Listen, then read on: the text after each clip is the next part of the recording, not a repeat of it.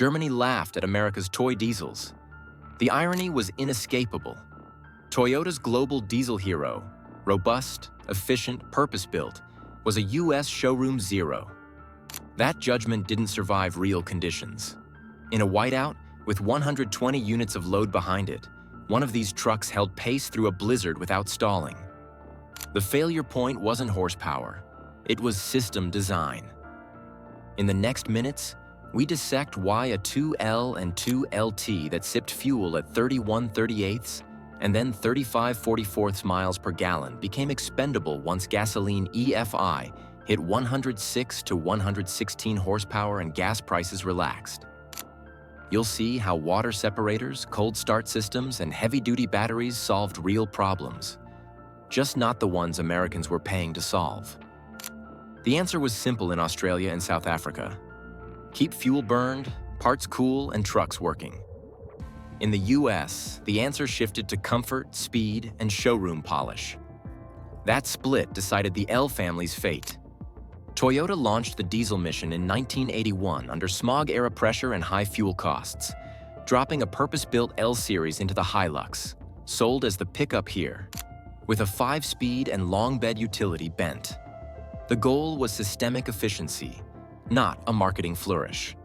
Fewer gallons per day at job sites, fewer hours idling with strain, and a drivetrain that tolerated bad fuel and long service intervals.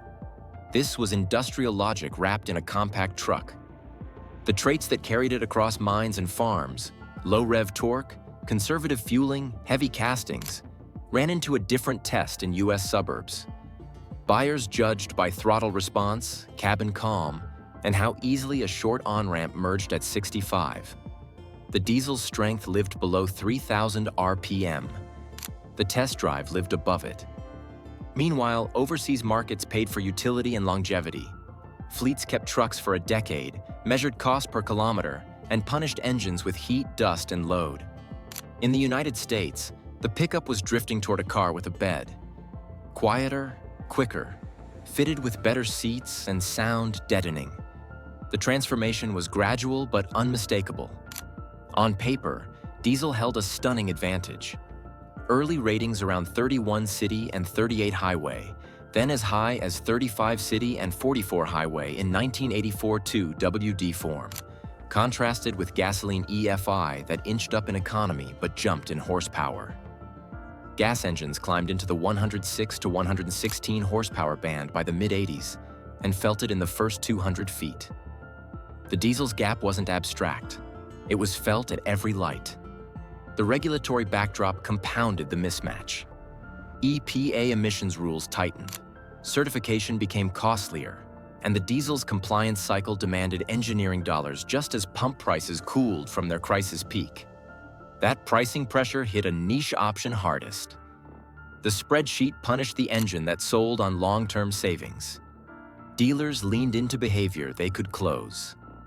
Salespeople lined up 0 to 60 claims and smooth idle, not gallons saved across a season of hauling.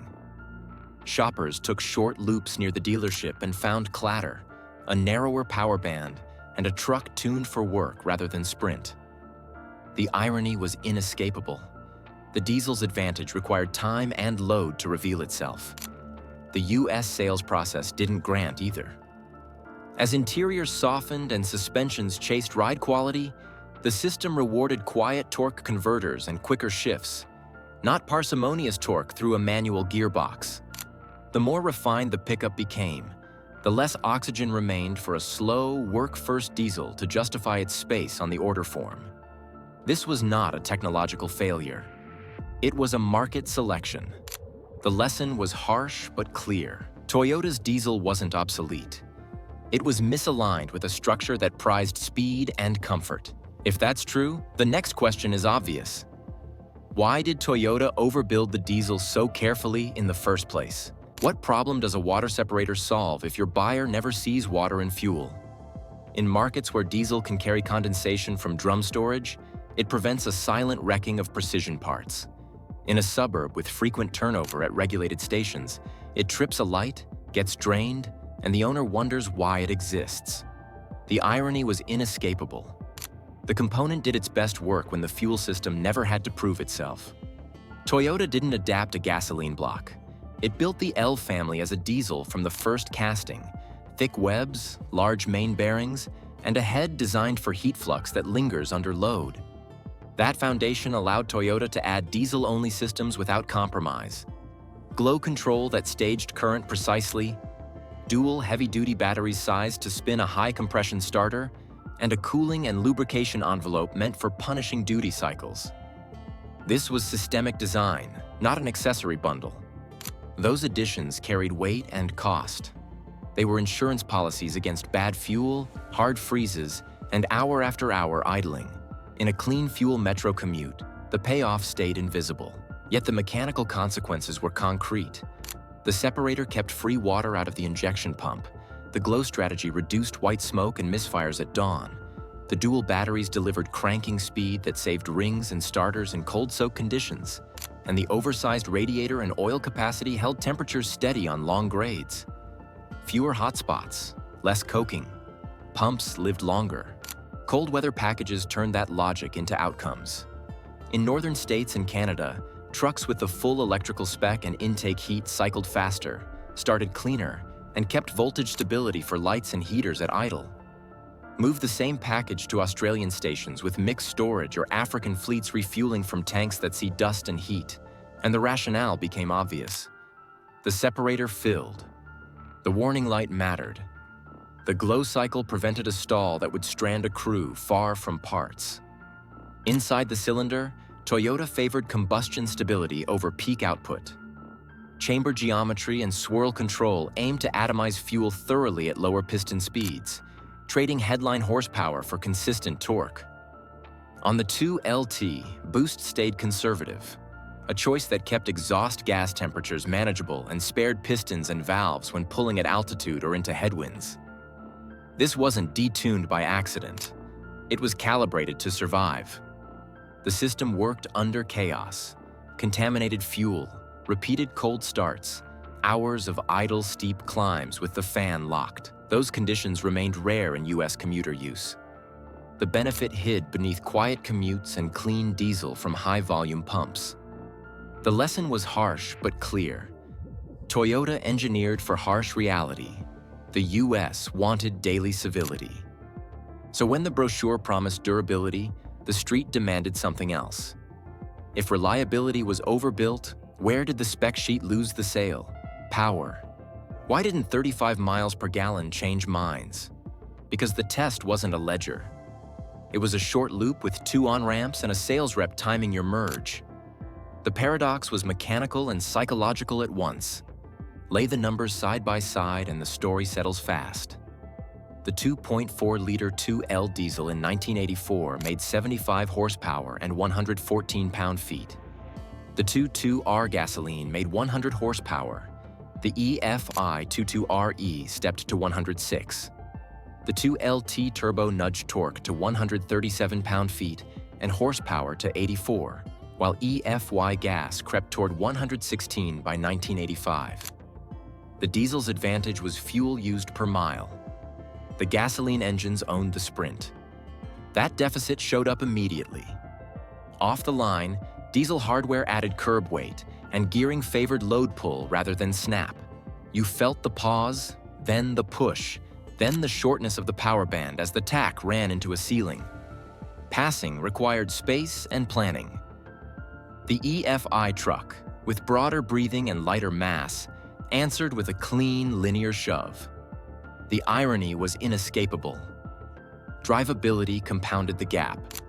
The diesel clattered at idle, vibrated more through the column and floor, and asked the driver to shift within a narrow window to keep it on boost, or, in naturally aspirated form, inside its slim torque plateau. The EFI gas truck delivered smoothness, an easy rev sweep, and less drama on imperfect throttle inputs. In a 5-minute test drive, smooth felt like quality. Quiet felt like money well spent. Yes, but before we move on, I'd like you to like the video and subscribe to the channel. Then the economics pivoted. As mid-80s gasoline prices softened, the spreadsheet savings shrank in real time. A 35 city and 44 highway claim sounded compelling, but the payback stretched as pump prices eased and gasoline economy improved. The margin that once justified slower acceleration and extra NVH eroded month by month until the headline number could no longer carry the compromises attached to it. Consumer psychology sealed it. Perception of effort matters. Buyers equated quick response with safety on merges and confidence in traffic, and they ranked that higher than savings spread over years. Few shoppers calculated lifetime gallons. Most felt throttle response as the truth of the machine. The system rewarded that feeling. Dealers read the room. Horsepower was easy to sell. Plush seats, quieter cabs, and EFI badges closed faster than explanations about separators, glow cycles, and injector longevity. Sales staff had little incentive to fight uphill for a slower, heavier option that demanded owner education and offered lower immediate satisfaction. By 1986, the verdict had formed. The diesel's 35 miles per gallon was real, but the road asked for quicker merges, calmer cabins, and less vibration at idle. The lesson was harsh but clear. Efficiency could not neutralize the horsepower gap when daily driving turned on instant response and noise control. Yet under the worst conditions, far from dealer lots and short loops, the Toyota diesel finally met the test it was built to pass. What happens when the test isn't a brochure, but a whiteout with 120 behind you? The answer is mechanical, not mythical. Winter loads strip the romance off powertrains. Weak cooling shows up. Contaminated fuel reveals itself. Marginal electrics fold. A convoy sets a pace, and the truck either holds it or drifts backward into hazard. Most commuter diesels stumble here. Cold-soaked oil resists rotation. Glow cycles shortchange combustion. Fuel gels in narrow lines. Water migrates to injectors, and long grades push exhaust gas temperatures into the red. One fault cascades into another. A stall on a blind climb in blowing snow is not a lesson. It's a failure chain. Toyota's diesel systems were built to interrupt that chain. Dual heavy-duty batteries supply the glow circuit without starving the starter, so cranking speed stays high and the first compression event lights predictably. The fuel-water separator, monitored by a warning lamp, strips free water before it scars the pump and tips a nozzle into pour spray. Conservative boost on the 2LT keeps EGTs contained, so the cooling system isn't chasing runaway heat while airflow is compromised by packed snow. The systemic outcome is quiet and decisive. Steady torque at low revs pulls mass without drama. Thermal control stays predictable because the engine never crosses into the zone where heat climbs faster than the radiator can reject it. No misfire, no injector distress, no voltage sag that kills lights, blower, and wipers when you need all three. Stress rises, but nothing tips. A diesel Hilux, sold stateside as a pickup, holding convoy speed through a blizzard without a single stall is not a legend. It's operational proof of purpose-built engineering. The starter spins with authority after a plow stop. The glow cycle hits, combustion lights, and the truck rejoins the column before banks harden and ruts glaze. The separator does its job quietly. The boost gauge stays modest. The temperature needle moves, then holds. This didn't sell trucks in suburban America. Those conditions were rare, and the benefit stayed invisible 9 months a year. Daily commutes with clean fuel and mild winters never trigger the defenses that justify the mass and cost.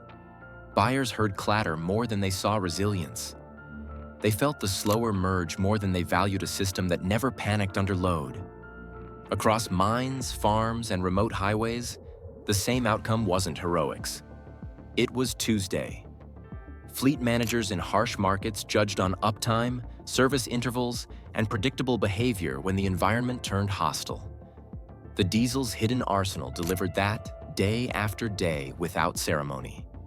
The payoff was straightforward. Water separators and dual batteries were not ornaments. They were the difference between a running truck and a dead one when conditions punished fuel, heat, and electricity all at once. The lesson was harsh but clear. Toyota studied what America rewarded anyway and changed course. The answer was brutal in its simplicity. The tech worked. The market moved. By 1986, Toyota closed the diesel chapter in the US, ending a 5-year experiment that had proven durable everywhere else. A decade later, the lineage itself pivoted. Tacoma replaced the Hilux template in the mid-90s, and with it, the center of gravity shifted from field reliability to daily livability. Toyota never lacked competence. It proved as much in 2007 when engineers rolled out a Tundra Project truck carrying an 8.0-liter Hino turbo diesel, the kind of engine you spec for commercial duty, not mall parking. The build was decisive. Serious torque, heavy running gear, a fifth-wheel hitch that telegraphed intent. But this was capability on display, not a production roadmap. The irony was inescapable. Structural barriers hardened. Certifying a light-duty diesel meant paying for emissions compliance that grew more complex year after year. After treatment, calibration, durability cycles. Just as gasoline engines became cleaner, stronger, and more efficient. Fuel price realities in the US compounded the math. Gas stayed relatively cheap, diesel premiums fluctuated, and the ROI narrowed until the business case asked for a gamble without clear upside. Meanwhile, the truck itself changed categories. The American pickup turned into a family vehicle. Ride quality mattered, NVH mattered, and acceleration became a baseline expectation. Hope you like this video and click on the next video to watch some of the most exciting nostalgic machines.